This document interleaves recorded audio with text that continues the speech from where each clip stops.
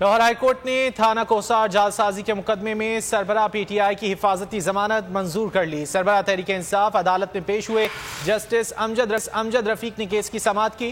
سربراہ P T I کے وکیل بیرسٹر سلمان صفدر نے حفاظتی ضمانت کی درخواست پر دلائل پیش کیے۔ تفصیلات جانیں گے عبدالرحمان سے۔ عبدالرحمان، آپ بتائیے۔ جی بالکل، لاہور ہائی کورٹ نے تھانہ کوسار میں پاکستان تحریک انصاف کے سربراہ کے خلاف درج مقدمے میں 21 جون تک حفاظتی ضمانت منظور کر لی ہے۔ لاہور ہائی کورٹ میں سربراہ تحریک انصاف عدالت کے روبرو پیش ہوئے۔ اس موقع پر سیکورٹی کے سخت انتظامات کیے گئے تھے۔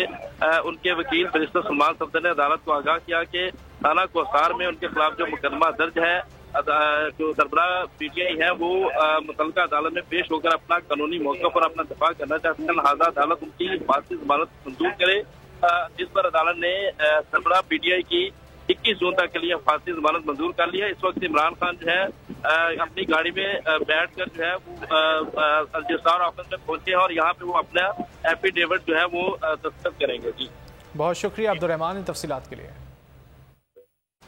عدل و انصاف کی بات سب کرتے ہیں، پر حقیقت میں سچ کے ساتھ نڈر ہو کے کھڑے رہنے کی جرت نظر نہیں آتی۔ بول نے تشکیل دی 10 کورٹ رپورٹرز کی ٹیم، جو کیس کی بیس تک جا پہنچے۔ پینل پہ صفحے اول کے legal experts. Court round up Neelam Arshad کے ساتھ، صرف بول پہ۔